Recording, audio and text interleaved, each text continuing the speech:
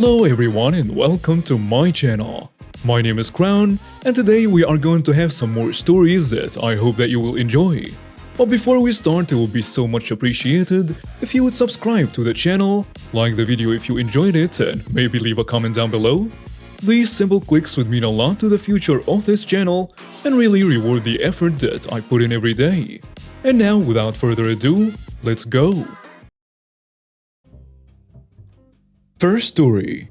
My dad's story: vengeance from his military days. When my dad was still in the military, he was in charge of a group of soldiers. One of them was a female who he said probably had mental issues. He has no idea how she even got in, but she did. This female soldier befriended another soldier. Because of her issues, she trusted him without question, very quickly. Eventually, she trusted him to drive her car and get some money out of the ATM for her. This little jerk took her car, completely emptied her account, and then went AWOL. Now, this girl was about to leave the army due to her issues, and that money was all she had to help her once she was out. So she was devastated. They eventually found the guy and he was brought before my dad since my dad was his superior officer. Now, I am not entirely sure why, but they wouldn't just straight up arrest him and send him to fill sandbag in the Texas heat at the base jail. My dad said something about the legal process takes a while for a Chapter 10 or something like that. In other words, the civilian police could not arrest him since he was under military jurisdiction, and the military could not do anything because it was being investigated or processed. So anyway, my dad couldn't find a way to send him to jail, and this guy is all cocky like, "I don't regret it one bit. She's just stupid for letting me have access. Not my fault she's stupid," and so on. That was the attitude. My dad was looking for any way to punish this guy until he found out the most borderline illegal thing he could do.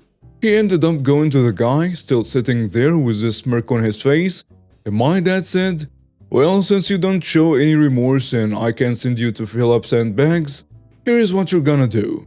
I got a job for you. Your job is to sit in this tiny room and make sure the paint does not peel." No one could talk to him, and he would leave to eat. He ate in an isolated room facing the corner, and to go to the bathroom. That was it. Also, my dad was only required to give him 4 hours of sleep, so he could leave the room at midnight, and at 4 in the morning he was woken up to make sure that the paint did not peel. My dad even decided to have some fun with him. One day he went in and said, "I feel like being nice today. I'm gonna let you read today's paper." The guy was overjoyed at the prospect of getting to read a newspaper. All he had done was stare at a wall and didn't even know what was going on in the outside world. Right as he started to read, my dad took it away immediately and said, "Actually, never mind. You're stupid. Can't believe you trusted me." Then he left again. After a few days, the guy couldn't take it. He called his attorney and begged for him to find a way to send him to the base's jail so he could fill sandbags instead of staring at a wall, making sure the paint doesn't peel. But the attorney couldn't find a way to make it happen. Eventually, they were able to discharge him from the army. My dad's second-in-command had to escort him to the front gate to officially release him, and what the jerk didn't know was the civilian police were finally able to get a warrant for his arrest for stealing that poor girl's money. So the whole drive, this cocky guy is like, "Yep, soon I'll be out, and I can tell you how I feel about you, yada yada yada." And the second-in-command is like, "Yep, you can say whatever you want." When they got to the gate, they released him, and the second-in-command was like, "Well, you're out of the army now. You can say whatever you want." The jerk opens his mouth to speak, but the second-command goes, "Wait, just one more thing. Gentlemen, this is a man." And the 2 civilian cops who had been waiting out front immediately put him in cuffs. My dad's second-in-command leaned into the guy's face and said, "Have a nice freaking day," then laughed hard. Next story. Stealing my dirt bike was a wrong decision. I owned a dirt bike, a Yamaha 250, I don't remember what model, and I wanted to sell it to get a better one. It was a nice bike, an aftermarket exhaust, headlights, some aftermarket suspension, upgraded engine, and a really good seat and brand new tires. The bike was in good shape and was worth 4,000 euros. Some people came and went, and then this family showed up. The typical I'm better than you type of family. They asked about the bike and how long I owned it. I answered all the questions. Then they asked me to start it. There was no gas in the bike, so I went to my garage to get some. After I get the gas can, I see them driving off with my bike on the back of their car. I was angry. Then I remember I have a tracking device on it. So I take my phone to see where they are. They lived about 15 kilometers away. So I started planning.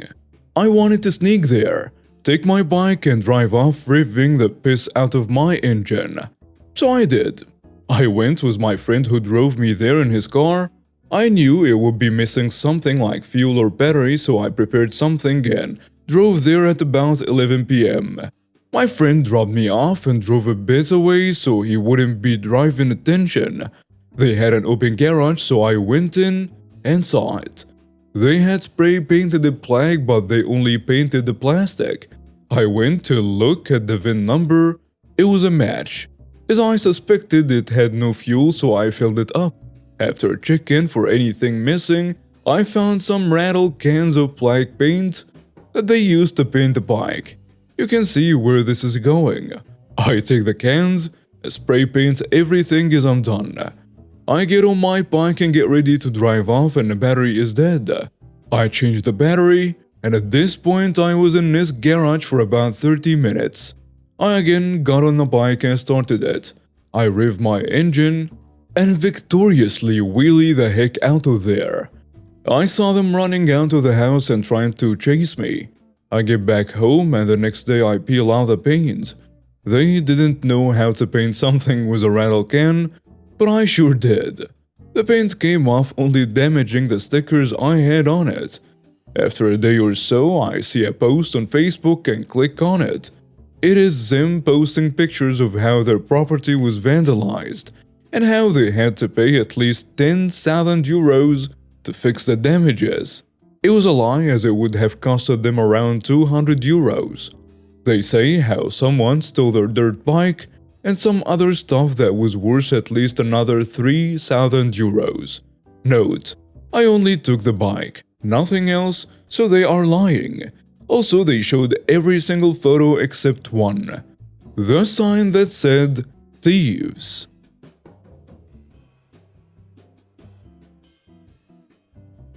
This story begins almost a year ago. I received a call from an unknown number on my cell phone. It was an automated message to call 888 number in regards to serving me papers. I knew right away this may have been a collection agency. Googled the number and confirmed it. Now I have to disclose I did have identity theft almost 20 years ago. To this day, I occasionally get calls from collection agencies trying to collect on some debt from 20 plus years ago that was cleared. Now most of the time when I get these calls, I ask for their address to send in a dispute letter including the accompanying data for proof that I had identity theft. Granted, they should not be calling me, but they apologize and I don't get another call. Plus, they usually mail me back and say they closed the account. Well, I went to call this person and I got to say the call was interesting. This woman answered and I gave her my information. She started rattling off a debt that was back in 1995. I let her finish and I told her that I had no knowledge and there was identity theft. And as soon as I said that, she freaked out. She kept saying she knew the debt was mine and I'm going to pay. I kept telling her that I wanted to mail a letter, but she flat out refused. When I told her I knew my rights, she said that I had the right to pay the debt. She then said that she's going to put a lien on my huge, pretty house. Her words, and she was describing the house to the letter. She also said she's going to put a lien on my Lexus that she sees in a driveway. and she said that my gate in the front won't stop the repossession. She then hung up. Now I know better. All she did was get my information from public records and then saw my house on Google Street View. My guess is that she tried to push this intimidation on other people that know better. So far, it appeared to be a very disreputable company. I also had phone recordings when I called in, and they were legal as I asked her if phone calls can be recorded for quality control purposes. She said of course, and I said thank you. I'll take that as my consent. I would have just let this go and just say this lady was crazy, but I kept getting the automated phone calls and I couldn't block them as they were unknown. I googled the company and I thought they were in Ohio. A couple of flags that led me to believe this was that person who owned this company in Ohio was being indicted with charges who was an attorney. I placed a complaint with the Ohio Attorney General and they couldn't find any information on what I was submitting. They did call the phone number I gave them and the Attorney General told me they would stop from calling me. But that is all the Attorney General could do. I also complained to the Federal Consumer Finance Bureau, who is supposed to be looking into these issues, but they blew me off. Well, 3 months later I called this number. I had an idea of maybe pressing buttons when I called in to see if I could get more information about this company through the IVR. Well, that paid off. As soon as I pressed 0, I got a different company name. I googled that company and got tons of complaints. And this led me to the company existing in New York. I complained to the Attorney General of New York with all of my information. I did quite a bit of research over the next couple of weeks and found out a whole bunch of information such as the owner. Found out that the address where the company no longer received mail was at the owner's address, their Facebook account, and so on.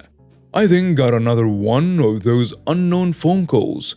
But this time, it's a different company. I'm sure you get what I'm getting at. The company just keeps changing the name, but the parent company still calls. I finally had enough of this. I got a private investigator involved, and they were quite satisfied with all the information I got so far, so I let him do his business. Well, he calls me back saying that this company isn't even registered and it's run by this one lady. I find out the rude lady whom I'm talking to is a supposed owner, but not running a legitimate business. I got a process server to file a claim in New York. Granted, I think I could have done it where I was at, but I was heading up to that area in New York anyway, as I had some family reasonably close. Problem was, she was not able to be served. The house which she owned, she was not able to be served at. Either she was not there or was staying somewhere else. Well, my private investigator started sending out friend requests to her and the people on her friends list. Well, her friends, and then she accepted the Facebook request. My private investigator found out that she cheated on her partner about a month ago since she posted that crap. The private investigator gave me an idea of trying to reach her partner, and if he can lead us to serve her, I will give him $500.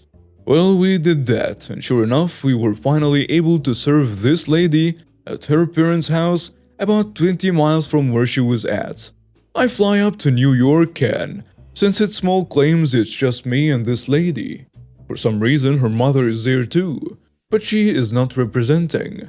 I give the judge all of my information I had over the months and how she broke the law. She broke debt collection laws and threats over the phone. After the judge heard all the trouble I had with these calls and how she hid her identity purposely, the judge gave me the maximum amount of $3,000. In New York, small towns and villages are limited to $3,000. After the case, I heard her mother loudly whispering, but I heard it, "You better hope he doesn't take your house. Your great-grandfather built this with his own bare hands." I was thinking, it would be sweet revenge if I could actually put a lien on the house. Well, lo and behold, I found out the house had a second mortgage attached to it, with the property value of the house, and if it sold, I wouldn't end up getting the lien money since the secondary mortgage was almost as much as the house.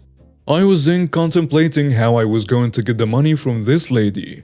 My private investigator called me 5 months later and said her house is going into foreclosure.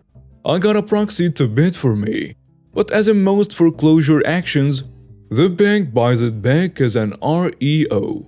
I decided to send in a lowball offer to buy the house a couple of months later. The bank accepted my offer, and my guess is that it's a small town and trying to get the right market was an issue. You may be wondering why I even bought the house. Well, here is why. This witch threatened to put a lien on my house with no merit. Well, guess what? I freaking took her house. It was completely worth it. It didn't cost me too much and I had the money. The house is actually in decent shape, just a little small. Plus, it will be a nice summer home when I go to visit my relatives. Oh, and I decided to rub salt on the wound. I sent a letter to her parents' address letting them know I took the house. I told them that if her daughter wouldn't be in the business of scamming people, I also go to find out that the Attorney General of New York is now investigating this lady. I hope they throw the book at her. Not going to mention the collection agency, but if you stopped getting phone calls from them, you're welcome. And now we have reached the end of today's stories. Thank you for watching and see you next time.